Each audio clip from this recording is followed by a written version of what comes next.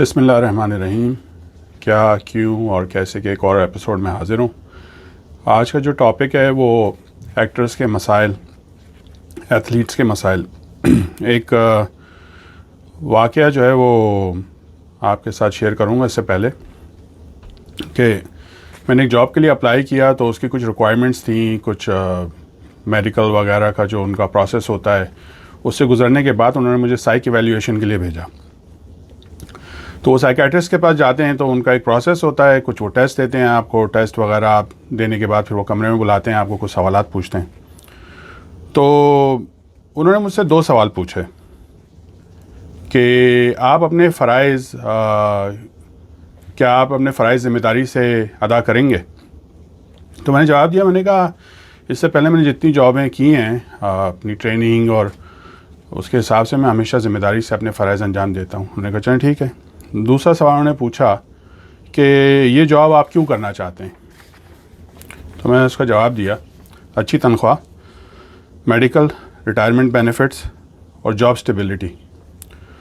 तो वो साहब खड़े हुए साइकेट्रिस्ट, उन्होंने मेरा हाथ मिलाया, उन्होंने कहा आपने बिल्कुल स्ट्रेट फॉरवर्ड जवाब दिया, कोई लगी लिपटी नहीं मारी कि मैं अपने शौक़ के लिए आया हूँ या मैं लोगों की खिदमत करने आया हूँ, ये करने आया हूँ। मैंने कहा नहीं, वो सब भी मैं करूँगा क्योंकि वो मेरी जॉब की रिक्वायरमेंट है, मगर मेरा मेन मकसद तो यही है ना, इसीलिए मैं जॉब कर रहा हूँ। अगर मुझे वॉलंटरली काम करना होता तो मैं कहीं भी कर लेता। तो वो इंटरव्यू जो है ओवर हो गया। मैंने उसकी मतलब बताने का मकसद ये था कि जब आप जॉब हासिल करते हैं या उसके लिए निकलते हैं तो वो आपका जो मेन मकसद होता है वो यही होता है, अर्निंग होती है। क्योंकि अगर आप खुद अपने शौक़ के लिए कोई काम करना चाहते हैं तो फिर तो वॉलंटरली काम होता है, उसके लिए फिर आप उसके लिए कोई एक्सपेक्ट नहीं कर सकते कि आपको कुछ मिले। अब मैं आता हूँ मेन टॉपिक की तरफ, जो एक्टर्स के मसाइल हैं। हमें ये बार बार देखने को मिलता है जब से मैंने होश संभाला है कि कोई एक्टर बीमार है या उसके हालात ख़राब हैं, उसे इमदाद की ज़रूरत है, और ये देखकर बहुत ज़्यादा अफसोस होता है, स्पेशली उन लोगों को कि जो आपने जिनको देखा हो, जिनको आप पसंद करते हो, जिन आर्टिस्ट को आप पसंद करते हो, खिलाड़ियों को, तो उनके साथ जब ऐसे हालात होते हैं तो आपको बहुत ज़्यादा तकलीफ़ होती है पर्सनल लेवल पे। और ऐसा सिर्फ मतलब मैं बता रहा हूँ कि आर्टिस्ट के साथ नहीं, मैंने कई एथलीट्स के साथ भी देखा है कि उनके साथ ऐसा हुआ है कि बीमारी, तंगदस्ती और फिर ऐलानात होते हैं और फिर कभी कोई प्राइवेट इदारा या कोई साहिब हैसियत वो आगे बढ़कर जो है उनकी हेल्प करते हैं। मगर ऐसा बार बार क्यों होता है? मुझे अच्छी तरह याद है, लोग जो है पहले तो सब पीटीवी देखते थे, तो पीटीवी के आर्टिस्ट वगैरह जब कोई सेरेमनी वगैरह होती थी तो उसमें सब जमा होते थे, उनसे सवालात पूछते थे। तो वो पूछते थे कि भाई आपको मुआवजा कितना मिलता है, तो सारे आर्टिस्ट का एक ही जवाब होता था कि बस क्या बताएं, आपको बता नहीं सकते। तो यानी उनको शर्मिंदगी होती थी बताते हुए। तो मैं उस वक्त भी सोचता था कि चलें बता तो दें कि कितना मिलता है ताकि लोगों को तो पता चले, मगर किसी आर्टिस्ट ने आज तक बताया नहीं कि उसे पैसे कितने मिलते हैं। मैं इस पर कोई आर्गुमेंट नहीं कर रहा हूँ कि ज़्यादा मिलते हैं कम मिलते हैं, ज़ाहिर है कम मिलते होंगे, मगर उसके बावजूद अगर आप काम कर रहे हैं वहाँ पर तो फिर आप अपने शौक़ के लिए कर रहे हैं, आप पैसे कमाने के लिए नहीं कर रहे। मुझे अच्छी तरह याद है कि एक साहब थे, वो मतलब छोटे मोटे मतलब रोल करते थे, वो पीटीवी के अंदर आते थे। तो एक मशहूर दुकान थी, वहाँ पे वो सेल्समैन का काम करते थे। मैं अपने वालिद साहब के साथ जब भी जाता था मैं उनको अक्सर देखता था। उन्हें जब मैं देखता था तो मुझे एक बात समझ में उसी वक्त आ गई कि एक्टिंग इनका शौक़ है और ये काम जो है ये इनकी जॉब है, ये अर्निंग इससे करते हैं, वो उनका शौक़ है, ज़ाहिर है। और फिर ये भी पता चलता था कि जो आर्टिस्ट थे वो तो यही कहते थे कि उन्हें पैसे नहीं मिलते। पहले अमेरिका में भी ऐसे ही होता था कि बहुत सारे आर्टिस्टों के साथ ऐसे हुआ कि उरूज था, फिर वो गायब हो गए, फिर पता चला कि जी कोई उनके साथ कोई साइकोलॉजिकल मसला हो गया या कोई बीमारी हो गई या काम मिलना बंद हो गया, और फिर अचानक जो है वो बहुत ही बुरी तंगदस्ती की ज़िंदगी गुजार रहे हैं। फिर एक्टर्स को ये बात समझ में आ गई कि भाई देखें, उरूज के बाद ज़वाल है, ठीक है, और जब आप कमा रहे हो वही आपका टाइम होता है अपने फ्यूचर के बारे में सोचने का। तो उन्होंने क्या किया कि उन्होंने सब ने मिलकर यूनियंस बनाई, क्योंकि खुशी में तो आपके साथ सब कुछ होते हैं और जब बुरा वक्त आता है तो फिर साया भी साथ छोड़ देता है। तो उन्होंने अपनी यूनियंस बनाई और वो यूनियंस आज भी हैं, और एक नहीं कई एसोसिएशंस हैं, यूनियंस हैं, वो उनको जो है वो प्रोटेक्शन भी देती हैं, वो ये भी तय करती हैं कि जैसे जूनियर आर्टिस्ट हैं कि उनको कम से कम रोज़ाना की बुनियाद पे कितनी उजरत मिलनी चाहिए। बड़े आर्टिस्ट तो अपना खुद भी कुछ भी तय कर लेते हैं और वो जो प्रोड्यूसर होता है वो मजबूर होता है उनको पैसे देने, मगर जो जूनियर आर्टिस्ट होता है उसके लिए तो कुछ तय होना चाहिए ना कि भाई मिनिमम इससे कम आप उसको नहीं दे सकते। वो यूनियंस वो तय करती हैं। उसके अलावा ये भी होता है कि आपका कोई शो है वो कहीं चल रहा है और आपको उसकी रॉयल्टी नहीं मिल रही, वो उसके लिए फ़ाइट करती हैं आपके बिहाफ पर। पूरी दुनिया में कहीं शो चल रहा है और उसकी जो रॉयल्टी है वो उस आर्टिस्ट को मिलनी चाहिए उसके हिसाब से, वो सब चीज़ें जो है वो देखते हैं। फिर medical, retirement benefits, income tax तो लोग देते ही हैं यहाँ पर, उसके जो बेनिफिट्स आपको मिलेंगे ओल्ड एज में वो तो अलग हैं, मगर इन्होंने भी कुछ ऐसे सिस्टम बनाए हुए हैं जिसके अंदर वो आपको बेनिफिट्स वगैरह देते हैं। और जब आर्टिस्ट जो है वो ज़ाहिर है उसमें पैसे देते हैं, जब भी उनको पेमेंट होती है उसके हिसाब से कि भाई काम मिला, और ये जब आप उसका हिस्सा होते हैं तो आप उसी के थ्रू जाते हैं, उनको पता चल जाता है कि आपको काम मिला हुआ है, और जब आपको चेक मिलेगा तो आप उनको जो है उनके जो ड्यूज़ हैं वो दे देंगे।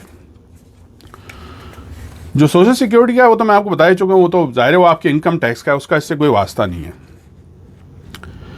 अब माज़रत के साथ ज़्यादातर एक्टर और खिलाड़ी जितने भी हैं, मैं पाकिस्तान की बात कर रहा हूँ, वो अपनी मर्ज़ी से आते हैं। कोई ज़बरदस्ती किसी को खींच के नहीं आता कि तुम आओ मुल्क की खिदमत करो, तुम मुल्क का असासा हो, ये हो वो, कोई नहीं कहता।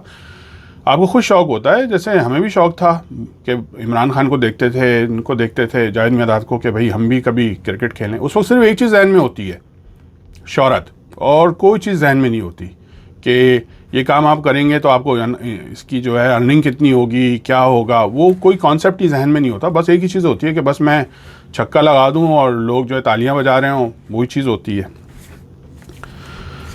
एक काम मजबूरी में भी किया जाता है, बहुत सारे ऐसे आर्टिस्ट हैं जो मजबूरी में इस पेशे में आए हैं, तो मैं उनकी बात नहीं कर रहा, मैं उनकी बात कर रहा हूँ जो मेजॉरिटी हैं। मेजॉरिटी अपनी मर्ज़ी से आए, कोई ज़बरदस्ती आपको खींच के नहीं लाया। जिस तरह हर आदमी अपना एक पेशा चुनता है सोच समझ के, इस तरह हर आर्टिस्ट और हर खिलाड़ी सोच समझ के इस पेशे में आता है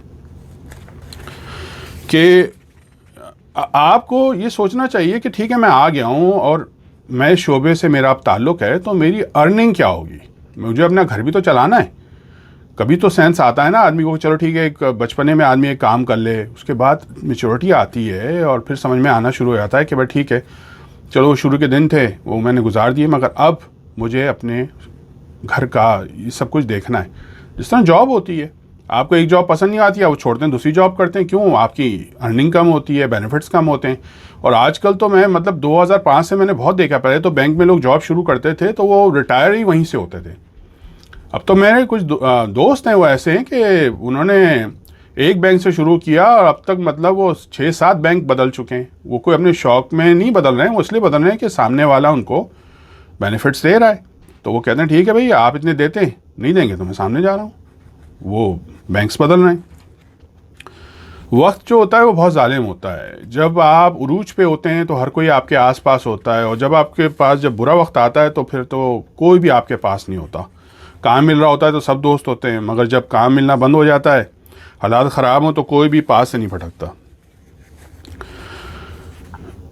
दूसरी जो मतलब एक जो गुजारिश करना चाहूँगा वो ये है कि जो आर्टिस्ट हैं या खिलाड़ी हैं, कि मैं उनकी बात नहीं कर रहा हूँ जो मजबूरी में, मैं बार बार ये बात कह रहा हूँ, जो लोग मजबूर हैं, जो इस पेशे में आए हुए हैं और जो जिनका गुज़र बसर इसी से है और किसी भी वजह से वो आ गए, मैं उनकी बात नहीं कर रहा। मैं उनकी बात कर रहा हूँ जो लोग अपनी सोच समझ के बाद इस पेशे के अंदर आए, कि कोई असासा नहीं होता, कोई भी आदमी जो है ना वो असासा नहीं होता, और अगर असासा है तो फिर पूरी कौम असासा है, क्योंकि हर आदमी अपनी हैसियत के हिसाब से मुल्क के लिए कोई काम कर रहा है। जो किसान है वो भी तो मेहनत करता है, अगर वो बीमार हो जाता है तो लोग क्यों नहीं कहते कि ये मुल्क का असासा है।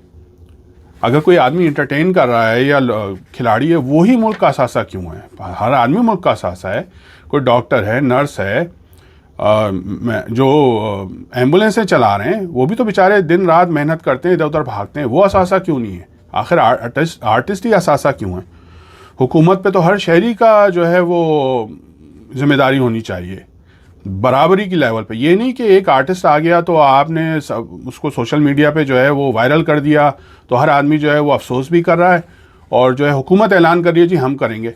ऐसा नहीं होना चाहिए। बहुत अच्छा है कि इनके साथ करें, मगर हर एक के साथ बराबरी का सलूक होना चाहिए और बिला इम्तियाज़ होना चाहिए, क्योंकि हर शहरी मुल्क का असासा है। और जब कोई एक्टर या खिलाड़ी बीमार हो तो मुझे ये नहीं हो सकता है कि मेरे से गुजरा ना हो, एक्टर्स और खिलाड़ी क्यों नहीं आगे बढ़ते हैं, वो क्यों नहीं जमा होते हैं कि यार हमारा ये एक आर्टिस्ट है, ये बीमार हो गया है या इसको पैसों की ज़रूरत है। ठीक है, वो जब अच्छा वक्त चल रहा था, वो कोई भी वजह हो सकती है कि उसने अपने जो डिसीजंस हैं वो सही नहीं लिए, उसने फैसले सही नहीं लिए, हो सकता है उसको कोई नुकसान हो गया, कुछ हुआ। ये हमारी कम्युनिटी का हिस्सा है, हमें बढ़ के आगे जो इसके लिए काम करना चाहिए। पहले हम जमा होंगे, जब वो जमा होंगे तो दूसरे लोगों में भी एहसास पैदा होगा कि वो आगे बढ़ें और इस मसले का हल निकालें।